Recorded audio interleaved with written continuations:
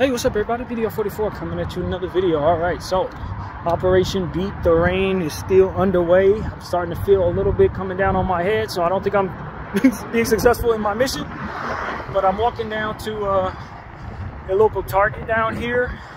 Just picked up my rice from the Trader Joe's, and now trying to get some shaving cream because I've run out of that too. And the last thing you want to be is without shaving cream when it's time to shave your head. So I did that this morning, and I still gotta grab a few more things. So yeah, man, the Lord was putting it in my heart to talk that talk this morning. So I left you guys a video just now. I should be uploading as we speak. And I encourage people to check out that therapy session. Just don't be deterred, man. I had a dream last night where it was one of those situations where I'm sitting down with two people that are on my prayer list. I often dream about people on my prayer list. It's always somebody different too, but this time it was Dirk and his lady. I don't remember what her name is right now, but Dirk and his current girlfriend. And it was just a split second of sitting in a room with them talking, and I was telling them, I was like, I don't love money. I don't love money. And they both looked at each other like I was crazy. Like I imagine they would. But I was telling them, like, I don't love money. I don't love money. Not that I don't want it, or if you were to like write me a check, I would spit in your face or nothing like that. It's not that. But like, I don't want to do the things that people have to do to one another in order to secure it. The evil and the horror that has to be done, they kind of nod their head like they get it. Like I don't have any desire to do the things in this world that's required for me to have it. And they were looking at each other, and something came up. It was something along the lines of, I think his woman said something to me, like, she was like, well, you definitely ain't gonna be wearing no Celine then. And I went to grab my phone. I know what Celine is, but I'm like, I don't want to. How much that stuff cost? She was like, trust me, you can't afford it. And we all had a laugh about it. But it was like, that was the energy. And I woke up right after that. Right after that. That's exactly how that dream went. But you know, I started praying for Dirk. I put him on my list of people to pray for right after his brother D-Thing passed away. Right after D-Thing passed away.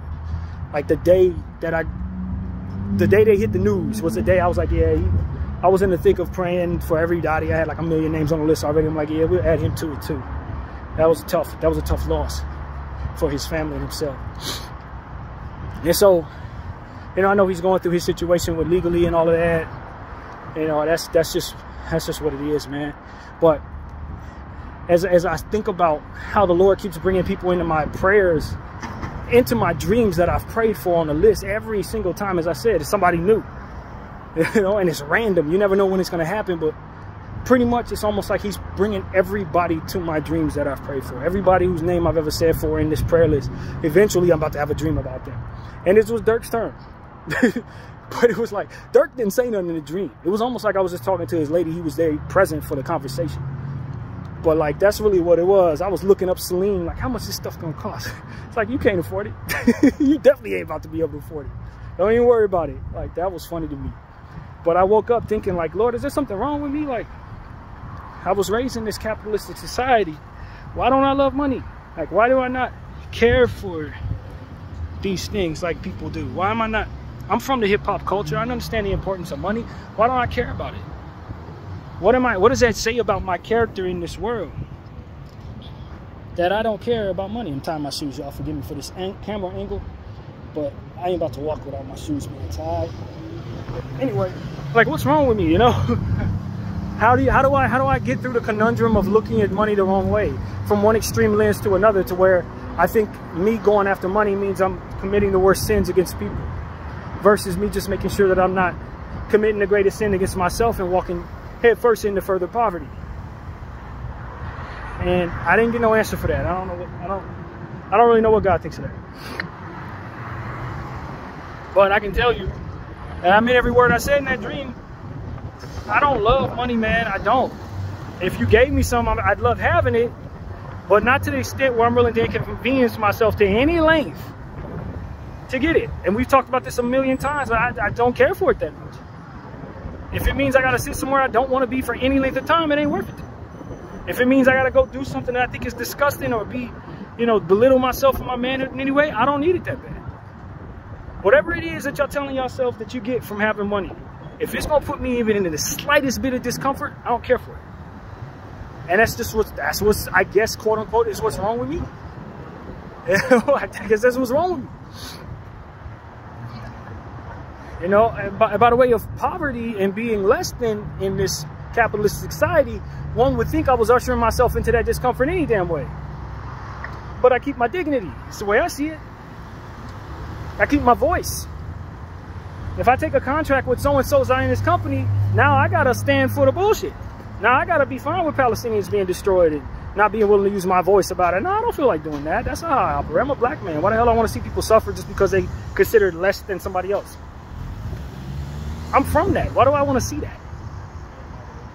And so that's what I think a lot of people don't subscribe to because of the need for money and, you know, they ain't going to mess up my contract. I'm not going to mess up what's ultimately in place by those who are doing this to those people, hurting myself and not even making a difference when doing so. In a lot of cases, it's pointless. They control it all.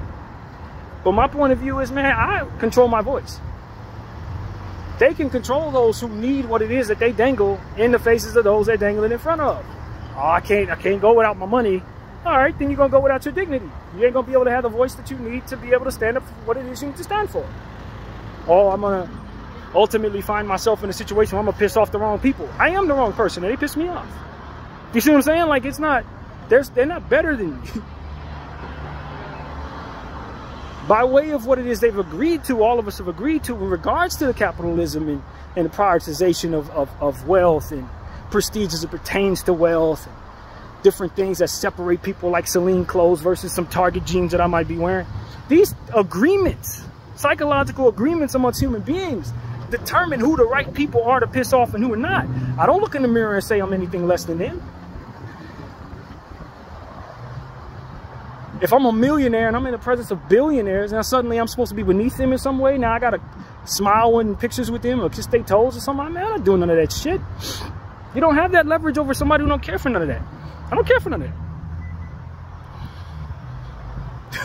that. You gotta prove to me that you're a decent person, or otherwise you've pissed off the wrong person. As far as I can tell, I don't look in the mirror and say, man, I don't have my Celine jeans on, so damn, I ain't worth nothing. I'm not wired like that.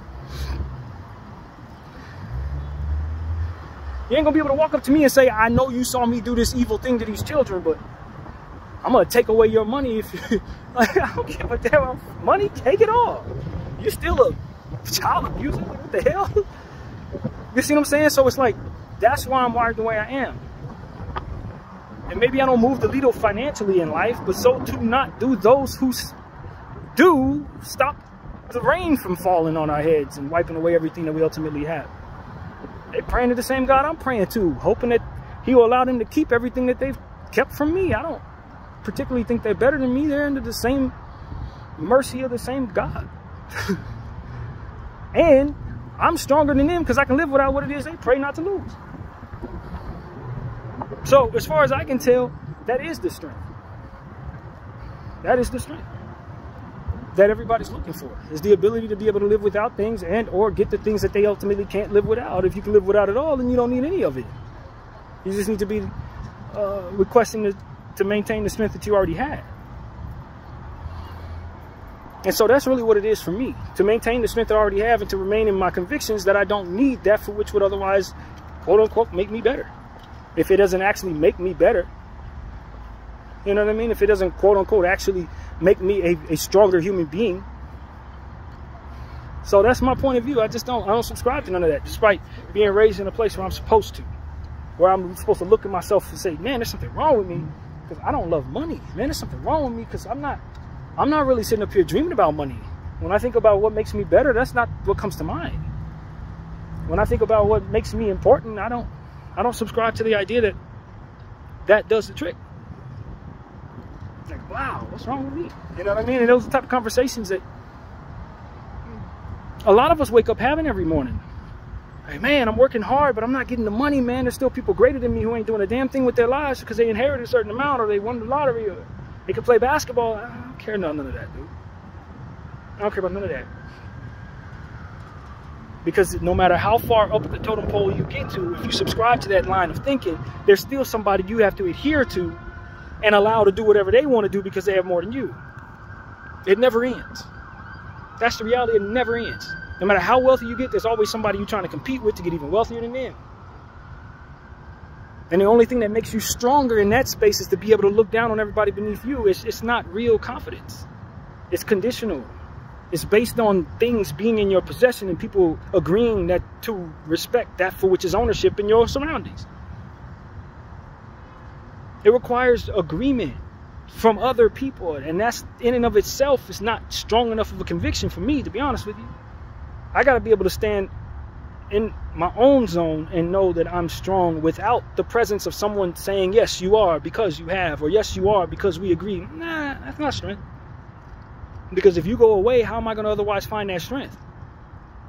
Without your approval and your agreement, it's like, oh man, I don't have it.